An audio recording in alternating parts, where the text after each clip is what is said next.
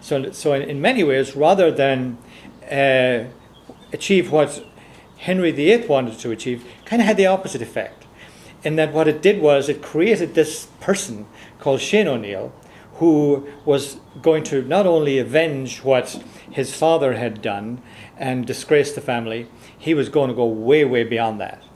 And everybody recognized that, including the great councillors at the Elizabethan court, and Cecil and Walsingham and Dudley and all those people that you all heard of. And travellers would come and they would want to see Shane because, and letters would arrive from people like Solomar. Remember, this was the time of, again, Ignatius of Loyola, Michelangelo, Erasmus and more were probably dead, but not terribly long dead. So there was a great renaissance going on right then, so that there was a tremendous amount of things happening. It was an exciting time to be alive, and particularly to be aware of what was going on. And there was a tremendous amount of intercourse backwards and forwards between Europe and Ireland. And one of the ways you know that is the vast quantities of wine that the Irish chieftains drank. Well, that didn't just arrive. So there was a tremendous amount of trade going on, and wine was one of their favorite things. So there was vast quantities of and Ishkabah, of course. You would have liked that, Monsignor. That was a good time to be an O'Neill.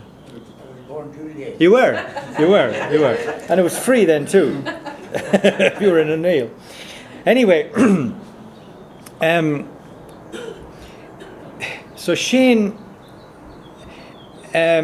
became the Taoiseach.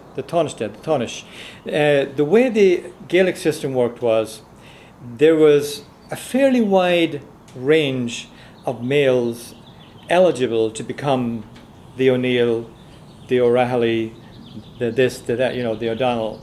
And then the clan gathered and they voted.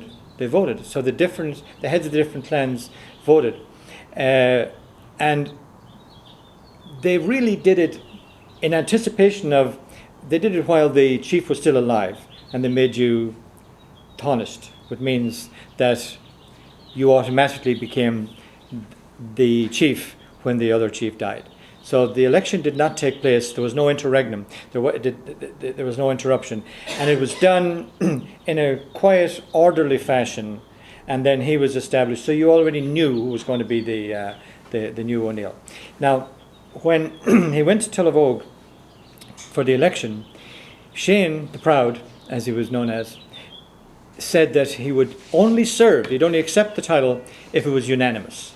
And everybody was very dismayed. They says, oh my God, well, the O'Donnells hate you and the MacDonalds and the Glens hate you, so there's no way that's going to be unanimous.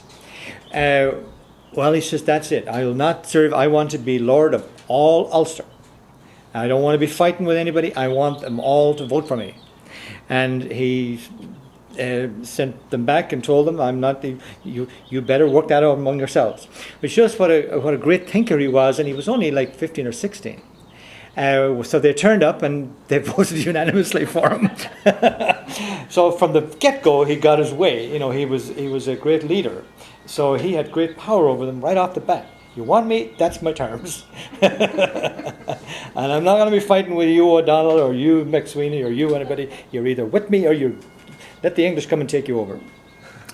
And of course, he had a God's strong whip hand because his father had pretty well disgraced him, and he was pretty well mostly drunk down in Dungannon, so they knew that they needed this young man. Now, he was only 8 years, after when his father died, he was only 8 years the O'Neill. I mean, it's incredible, really. So he's a lot like Michael Collins in a way. Only eight short years. But he did an amazing things in that short time. And he was murdered by treacherous Scots that he went to befriend in what is now the Glens of Antrim. But we'll come to that in a second. But he of course had a a Taoiseach elected after him, which was called Turlough, and Turlough O'Neill. And Turlough, for fairly unusually, adopted as his middle name Linach, the family that had fostered him. So he's known to history as Turlough Linach O'Neill, but the Linach is from the family that fostered him, as of course was it. Now he was from a different branch of the O'Neills, because the O'Neills, there were several different branches. The O'Neills of Clannaboy, which was on the coast, and the O'Neills of Tyrconnell, who really were the O'Donnells, and the O'Neills of Tyrone or Kinall Owen. They were mostly known as Kinall. Kinall is kind of like the kind, or the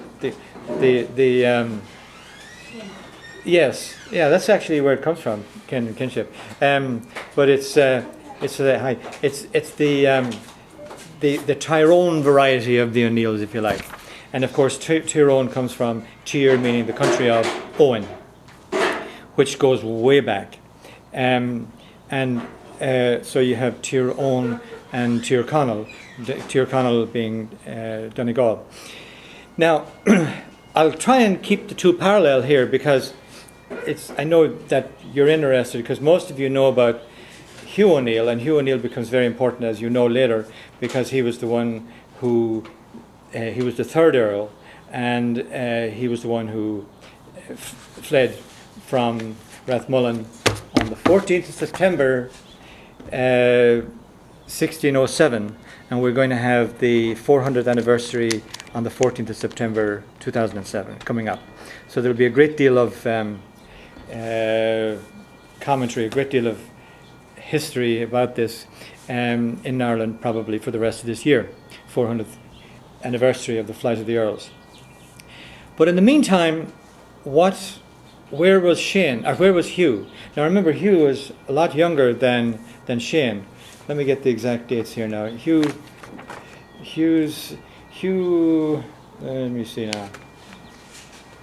1587, that doesn't say. Reign. When was she born? 1540. So Hugh was born 1540 and died 1616 in Rome, as you know. Shane, on the other hand, was 1530. Not that much young. Not. He was only 10 years older. I thought he was more than that, actually. He was only 10 years older than Hugh. Isn't that interesting? But died in 1567. Murdered in 1567. So Shane 1530 to 1567, and Hugh 1540 to 1616. So he lived till he was 76. Now, where was Hugh at this time? Well, remember, it was actually Turlough Linach, the Taoiseach, who actually killed Malachy. What's his name? Matthew. As Matthew Kelly, as Shane always called him. In the very same year, actually, that's in 1542, that Shane went to, not 1542, in the very same year that Shane went to 1562. Shane went to the Queen Elizabeth, in 1562. In that very same year, not when he was gone, but actually after he'd come back, his followers murdered Matthew, who actually had been given a farm near Dungannon, between Dungannon and Armagh, and was living relatively quiet, but he was always bopping backwards and forwards to the Pale and going down, because he really was a Palesman. Well, fortunately, just prior to that, prior to Matthew being killed, Matthew, by the way, had two sons, Brian and Hugh. For some reason, Hugh Sidney, the Lord Deputy in Dublin, took Hugh into the Pale and back down to Dublin. And he left Brian